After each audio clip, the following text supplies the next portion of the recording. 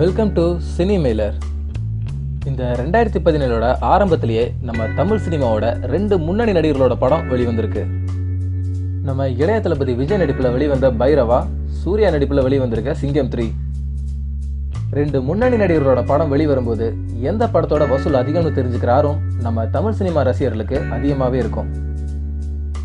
அந்த வகையில் ஜனவரி 12ஆம் தேதி வெளிவந்த நம்ம இளைய தளபதி விஜயோட பைரவா தன்னோட முதல் நாள் சென்னை பாக்ஸ் ஆஃபீஸ் கலெக்ஷனா 92 லட்சம் வசூல் பண்ணியிருந்தது.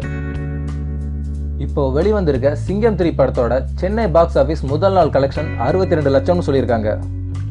சிங்கம் படத்தோட முதல் 2 பாகங்களும் மிகப்பெரிய வெற்றி அடைஞ்சது. அதனாலேயே சிங்கம் 3 படத்து மேல மிகப்பெரிய எதிர்பார்ப்பு இருந்தது.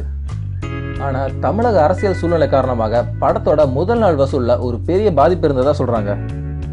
ஆனாலும் படம் ரசிகர்களோட எதிர்பார்ப்பை பூர்த்தி செய்யற விதத்தில் இருக்கிறதால படம் நிச்சயமா பெரிய வெற்றி அடைங்கிறதுல நமக்கு எந்த சந்தேகமும் இல்லை. இனி வரக்கூடிய நாட்கள்ல சிங்கம் 3 பைரவாவோட சாதனைகளை முறியடிக்குமாங்கிறத பொறுத்து இருந்துதான் பார்க்கணும். ஓகே ஃப்ரெண்ட்ஸ், இந்த நியூஸை பத்தின உங்க கருத்துக்களை கமெண்ட்ல சொல்லுங்க. இந்த வீடியோ பிடிச்சிருந்தா லைக் பண்ணுங்க, ஃப்ரெண்ட்ஸுக்கு ஷேர் பண்ணுங்க.